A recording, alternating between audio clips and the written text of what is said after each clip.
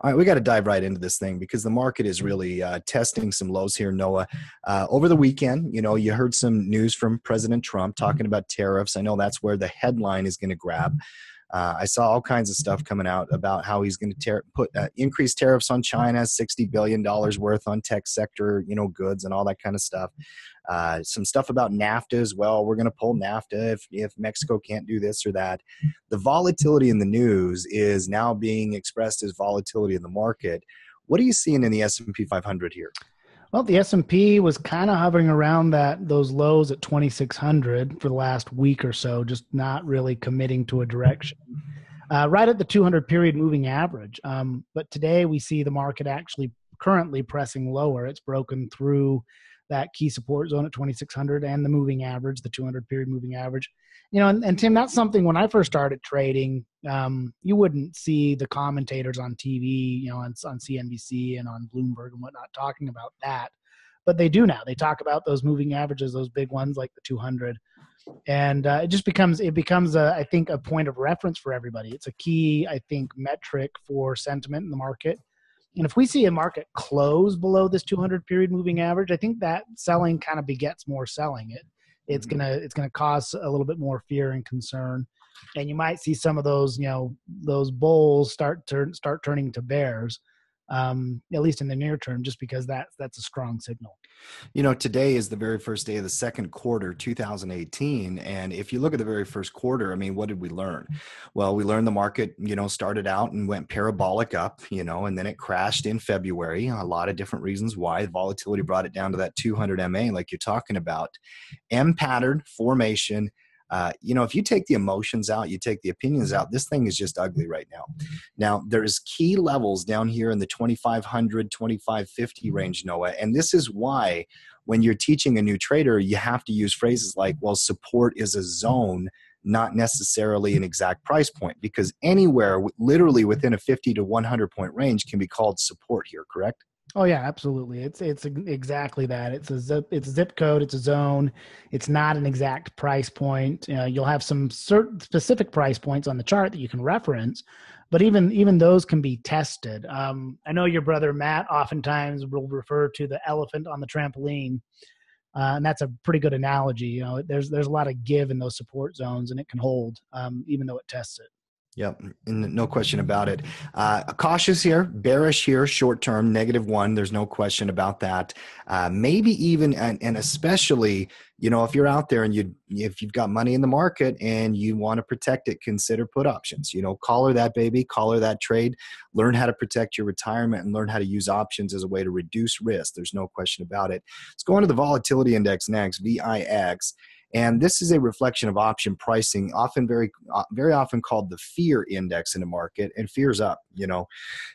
Right now, traders are buying options, and that's where these green candles are coming in. You see a very good W pattern here. Now, the VIX doesn't trade as technically driven as, say, other stock prices or equities or bonds or whatever it might be, because it's a reflection of option pricing.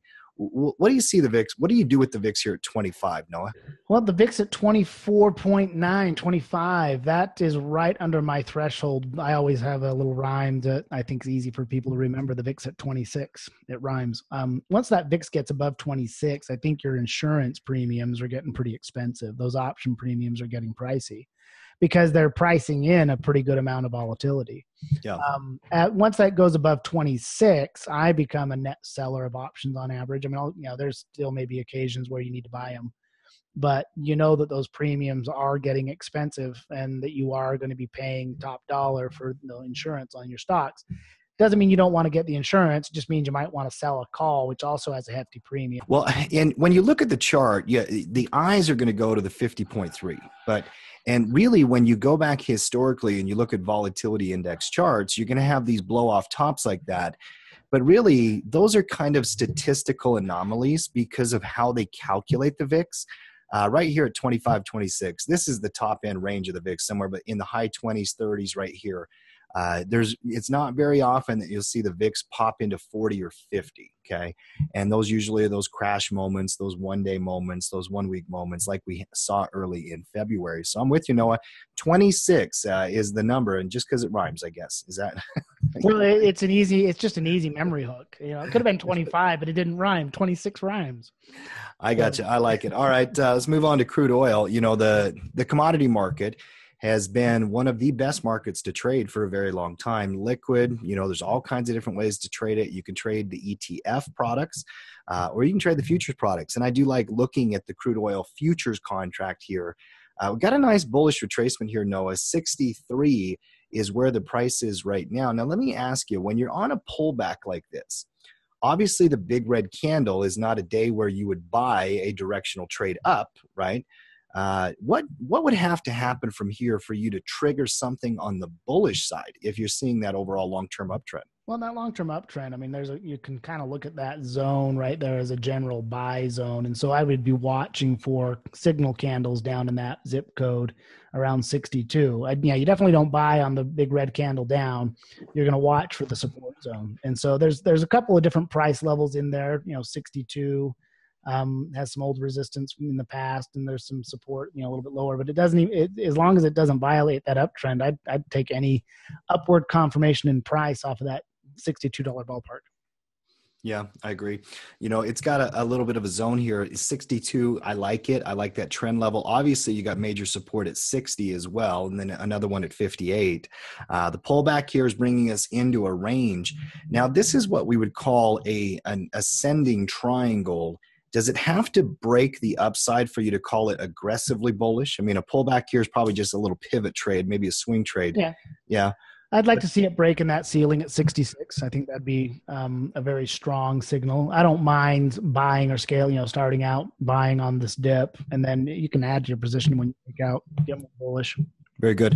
All right, let's move on to gold. And gold is usually a safe haven trade, when you get risk in the news and you get all kinds of political, bantering back and forth and people pounding their chest, money will go into gold as a safe haven. And that's what's happening here today. The market is down, gold is up, just not very much. And gold has really failed to break that resistance zone, with all of the stuff that's been happening this year, dollar weakness, politics, international trade tariffs, and all that.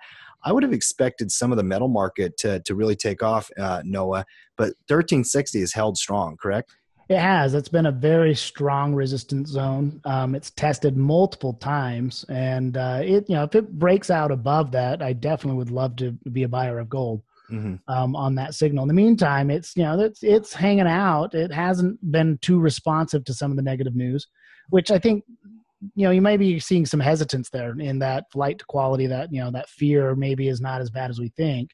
As fear gets stoked a little bit more, I think I would expect precious metals to run a little bit harder, especially if it can break that 1360 zone. I like it. And then let's move on to, let's do the dollar. Dollar sign DXY would be fine. Let's look at the overall index. And then I do want to look at Bitcoin, talk a little bit about cryptos right now. The dollar overall in the last few years has been very bearish, but now it's kind of developing a channeling pattern down here at the bottom. No, if you could, will you draw me a connecting long-term trend line that connects those peaks from May and October and all that kind of stuff? There's your general down long-term trend, and I just kind of freehanded that, but that's the ballpark. Some traders would call this a time correction. The real aggressive sell-off in December and January took it down to the low end, and now time is bringing it back into the trend line. Historically, when it comes to charting, who tends to win this fight? Does the downtrend hold, or does the newly developing W pattern play out? Well, you go with the statistical probability with the existing primary trend. So in this case, the downtrend. But, in this case, you've got policy where perhaps, rising interest rates will strengthen the dollar as far as international demand goes. But then on the flip side, you might see some money coming back home after tariffs if you see tariffs reducing the amount of imports and exports, you'll see more money repatriated back into the States, and that could actually weaken the dollar. That's a good question. This is one of those where I'd have to say, I don't have to predict, Tim. I just have to react. Yeah. When it breaks that resistance zone or breaks that support zone, I would dare say my bias is bearish in the meantime, but that could change very quickly. If you're a long-term listener of the podcast, you know that I am very bearish on the dollar in general, and I think Trump is as well. It seems like, Treasury Secretary Munich, if I can ever get his name right, and President Trump, Munch. All right, we're just calling him Munch. I like it, Cam. They've been talking about a weak dollar strategy for some time. So we'll see this thing play out. It's going to be very interesting. Last one I want to talk about, Noah, take a look at Bitcoin / BTC. Let's look at the futures contract on Bitcoin. The crypto market is fascinating to me. And you had the blow off top, at the end of the year, 2017, and everybody around Thanksgiving and Christmas was talking about Bitcoin. People that know nothing about investing were buying into Bitcoin. And then that thing had a reality check, didn't it? We are now down, from Bitcoin's high at 20,650. We're down to 69.70. So about a, what is that, 70% drop, 60% drop, Noah, from the top? Pretty good size drop. I'd say it's a big enough drop. Big enough. There's no question. Support. I mean, technically, leave all the other stuff out. Is that a support that you can play, or I'd call it that $6,000 support? I don't know how much I'd want to play it though. There's a lot of downward pressure on it. Mm-hmm. If I would definitely wait for confirmation. I'd look for more of a reversal pattern than just buy off that support zone. I'd look for better. I'd like to see higher lows coming in before I stepped up and became a net buyer. Yeah. I'm still very interested in the crypto market, and if there's one investment vehicle I probably will put more time into researching, it will be the alternative coin market. Could be cryptocurrencies, could be a utility coin, could be a money transfer coin. There's a lot of them I like. Bitcoin is the big one we always look at because it's the big name.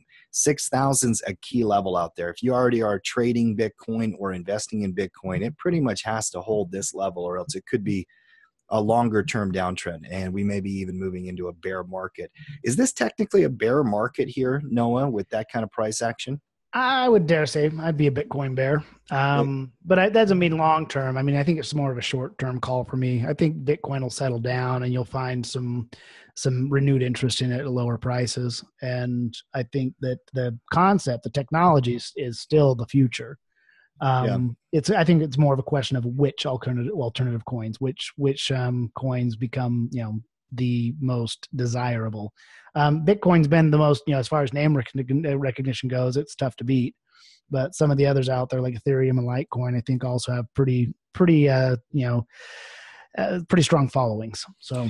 Yeah, and Ripple. Anytime I get a chance. Didn't mean to leave it out. Ripple, I always bring up my Ripple. Ripple, Ethereum, Bitcoin, all of them. Very fascinating market. Keep an eye on the charts.